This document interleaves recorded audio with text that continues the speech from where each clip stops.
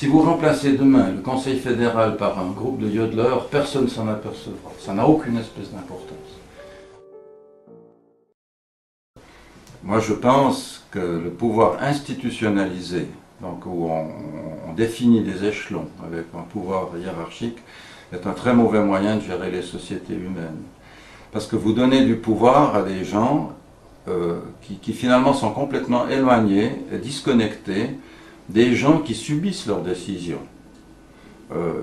Pas besoin de faire un dessin, j'entends. Vous pensez bien que les intérêts de M. Berlusconi ne sont pas les mêmes que ceux des Italiens, hein, quelque part, c'est pas la même chose. Presidente del Consiglio europeo, sembrate turisti della democrazia, dei turisti della democrazia. La même chose est vraie en France. D'ailleurs, les intérêts de M. Chirac ne se confondent pas avec ceux des Français moyens. C'est très instructif et significatif que ces deux personnages que je viens de citer devraient normalement figurer en prison. Mais comme ils ont du pouvoir, ils ont pu obtenir de parlements qui sont à leur botte de les mettre au-dessus des lois. Et donc de continuer à faire les turpitudes qu'ils font sans être punis.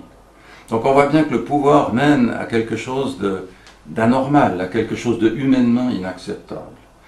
Le pouvoir, étant donné que ses critères sont les mêmes que ceux de l'économie, donc il mesure son succès par des augmentations, par des chiffres d'affaires, par des taux de croissance, par des choses comme ça. Il n'a pas d'autre moyen de mesure.